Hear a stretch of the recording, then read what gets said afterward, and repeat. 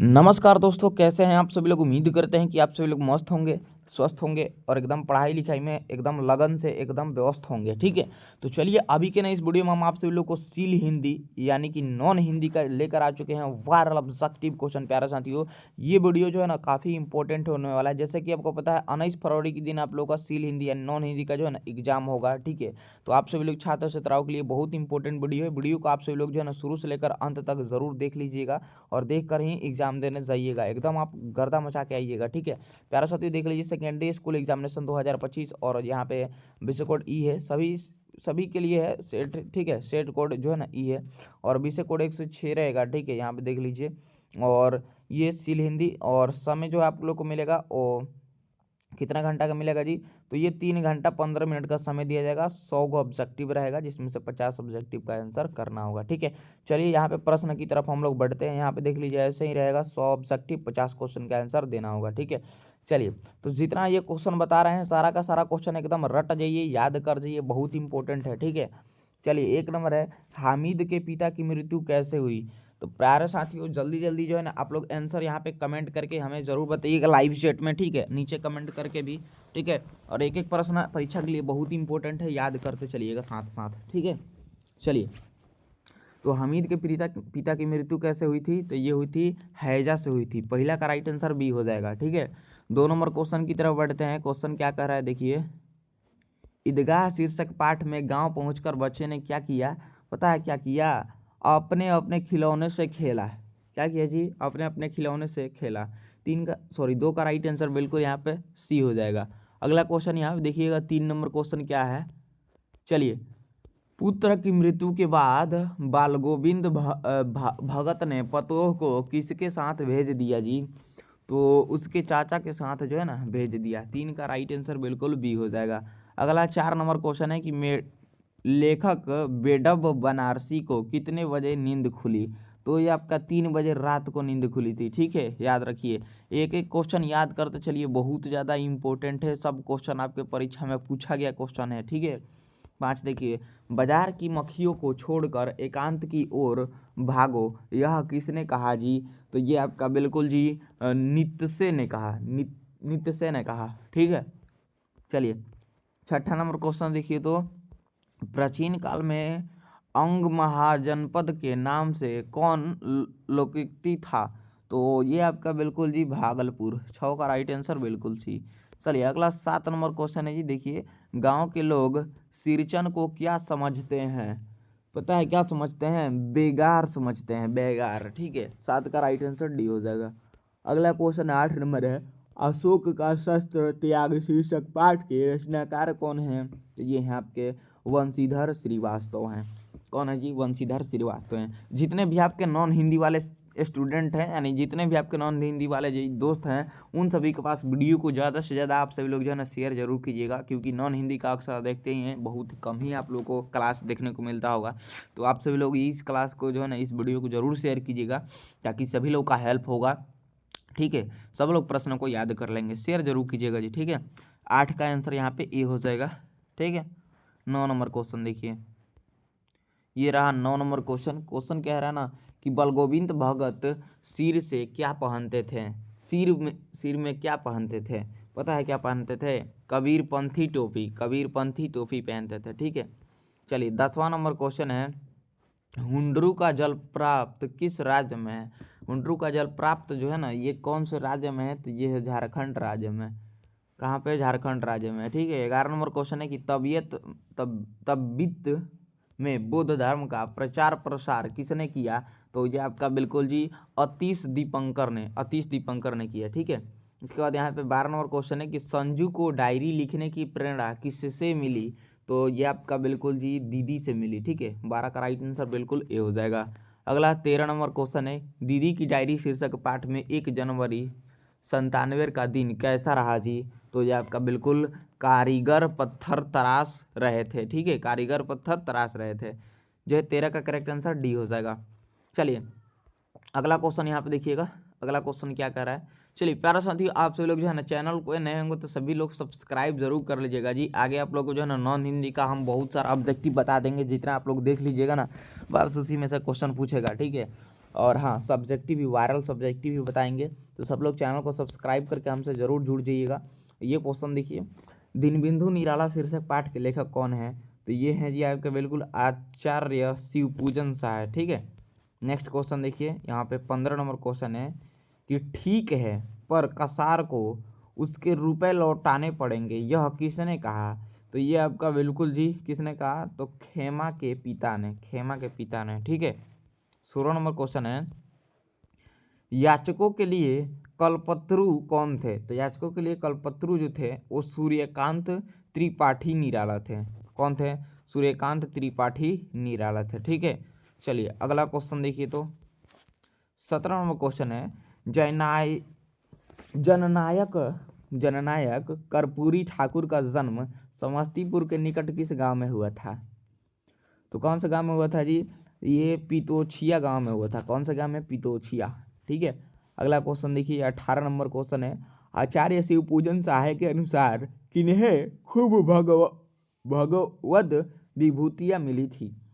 तो ये आपका बिल्कुल जी सूर्यकांत त्रिपाठी निराला को, ठीक है। 18 का राइट आंसर बिल्कुल भी हो जाएगा। नेक्स्ट क्वेश्चन यहाँ पे 19 नंबर है।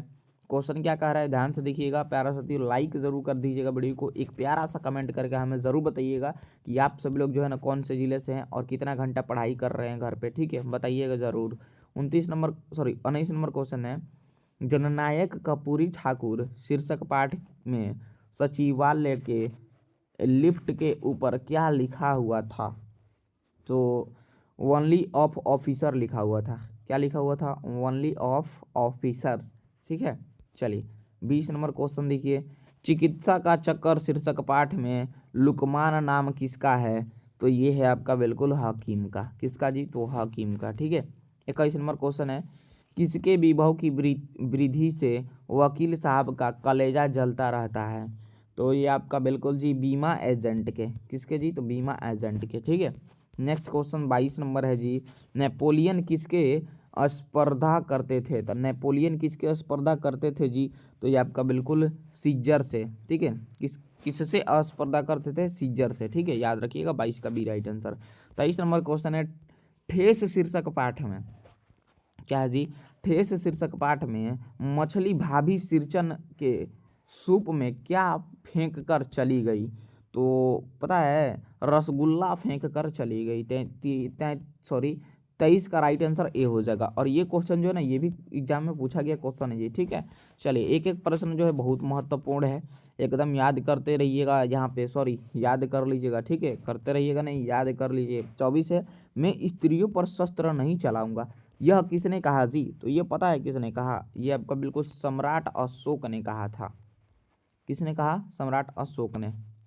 चलिए 25 नंबर क्वेश्चन है जी, क्वेश्चन कह रहा है, रोहतास की गुड़िया, क्या बोला हमने? रोहतास की गुड़िया पढ़ लिख कर क्या बनना चाहती है?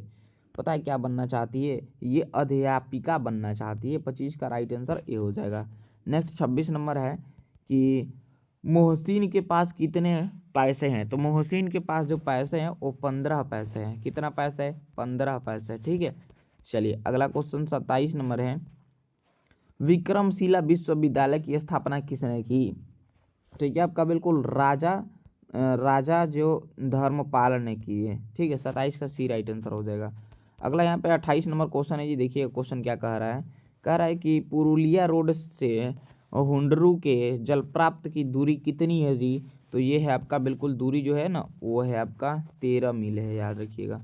चलिए नेक्स्ट यहाँ पे क्वेश्चन है जी 29 नंबर क्वेश्चन, देखिए क्या कह रहा है। कह रहा है, उच्चारण में लगने वाला समय के आधार पर स्वर वर्ण के कितने भेद होते हैं? ये होते हैं 2 गो होते हैं, एक एक याद करते चलिए।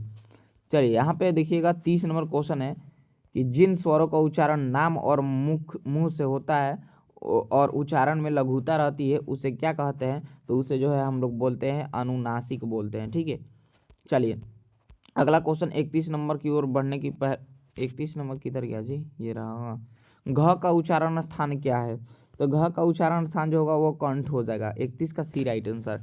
प्यारे साथियों, एक चीज़ आप सभी छात्र छात्राओं को हम बता देते हैं कि जितने भी छात्र छात्राएं अभी तक हमारे व्हाट्सएप ग्रुप से नहीं जुड़े हैं, तो वीडियो के डिस्क्रिप्शन में व्हाट्सएप ग्रुप का लिंक है, सभी लोग जल्दी से जाकर ज्वाइन हो जाइए यानी जुड़ जाइए, क्योंकि व्हाट्सएप ग्रुप में आप लोगों को पीडीएफ वगैरह मिलता है, ठीक है, नोट्स वगैरह, ठीक है, और आप लोगों को एग्जाम में ना बहुत ही ज़्यादा व्हाट्सएप ग्रुप से ही सहायता मिलेगा यानी हेल्प मिलेगा।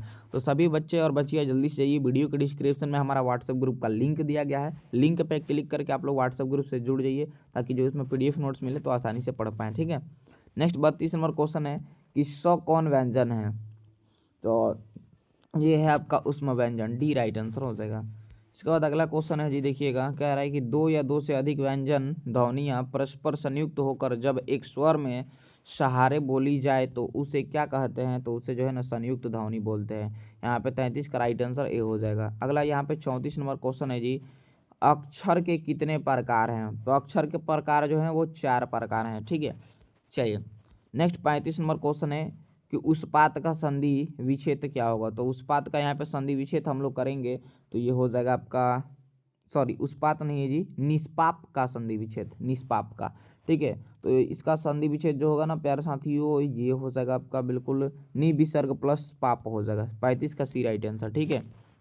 चलिए 36 नंबर देखिए, निम्न में से अंतस्थ व्यंजन कौन कौन है जी, ये अंतस्थ व्यंजन जो है ना वो अंगा है, अंगा। 36 का सी राइट आंसर। चलिए अगला क्वेश्चन यहाँ पे 37 नंबर देखिएगा, निम्न में से अशुद्ध शब्द कौन है, अशुद्ध शब्द जो है ना ये उद्योगीकरण है, उद्योगीकरण। 37 का राइट आंसर बिल्कुल सी। चलिए नेक्स्ट 38 नंबर क्वेश्चन है कि हिंदी भाषा किस लिपि में लिखी जाती है, हिंदी भाषा किस लिपि में लिखी जाती है जी, तो ये आपका बिल्कुल देवनागरी में। 38 का बी राइट आंसर।